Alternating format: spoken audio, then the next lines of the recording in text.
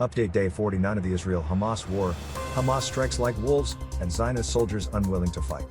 Fierce battle between Palestinian fighters from the Al-Quds Brigade and the Israeli military took place in the northern Gaza Strip, according to a report from Al Jazeera on Thursday, November 23, 2023.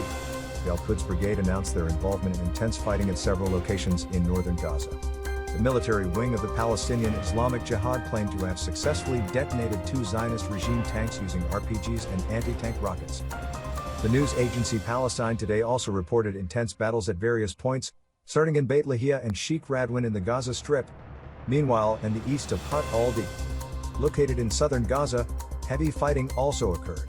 Simultaneously, Palestinian resistance forces launched missiles towards Yonis districts in the occupied territories, causing sirens to sound, indicating danger in the Kisufim area. Intense clashes erupted as the temporary truce between Israel and Hamas, scheduled for Thursday, was postponed to Friday, November 24th. On Thursday, November 23, 2023, high-ranking Israeli officials in the central region reportedly discussed a longer-term ceasefire. The ceasefire proposal, suggested for a minimum of 10 days, was conveyed by Israeli Prime Minister Benjamin Netanyahu and Defense Minister Yoav Gallant. According to experts, if the temporary ceasefire succeeds, the likelihood of an escalation of war similar to 47 days ago is minimal. Yediot Ahronon also reported that Netanyahu and Gallant's promises to occupy the entire northern Gaza Strip up to Khan Younis and Jabalia would not materialize. The defense minister was considered incapable of fulfilling his promise to eliminate Hamas entirely. The Israeli newspaper highlighted a real rift among military commanders, security forces, and soldiers in Gaza. Most Israeli soldiers in Gaza reportedly wanted to leave the area and return to their families, but military commanders did not permit them to take leave, fearing a lack of motivation to fight elsewhere. 2 injured Israeli soldiers in the Gaza Strip claimed they were unwilling to be reassigned to operational locations in the area. Hezbollah launched dozens of rockets into Israeli territory, described as one of the toughest battles in the northern region, as the Lebanese resistance used anti-tank guided missiles with curved trajectories, resulting in the deaths of 5 Hezbollah fighters.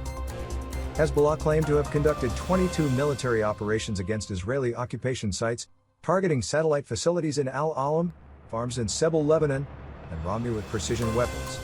The text further describes multiple attacks on American military bases in eastern Syria's Deir ez-Zor province, emphasizing the ongoing assaults on Pentagon bases in Iraq and Syria.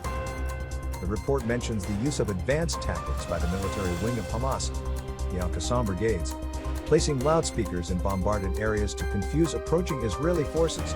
The voices of children and teenagers are broadcast to create chaos among attacking Israeli troops. Hamas forces continue to use secret tunnels to destroy Israeli military vehicles and apply new tactics to surprise Israeli forces. The Al-Qassam Brigade spokesperson revealed on Thursday, November 23, that Israel suffered 355 military vehicle attacks since the beginning of the aggression in Gaza. Hezbollah released footage of targeting Israeli occupation sites in southern Lebanon on the same day. The resistance targeted an Israeli military gathering in Al-Manah settlement on the Lebanon-Palestine border, destroying a house and a Matat barracks. Hamas announced targeting all Israeli sites along the border with occupied Palestine. The text also mentions warnings from an Israeli intelligence officer about Hamas's plans for a mass infiltration and the commander's alleged disregard for the information. Observers near the Gaza border reported changes in the area, with repeated warnings about anomalies, training sessions, and preparations. The report discusses concerns about a broader conflict in the Middle East, including daily skirmishes along the Lebanon-Israel border and Houthi attacks on Israel from Yemen. The situation has raised fears of a more extensive conflict in the region.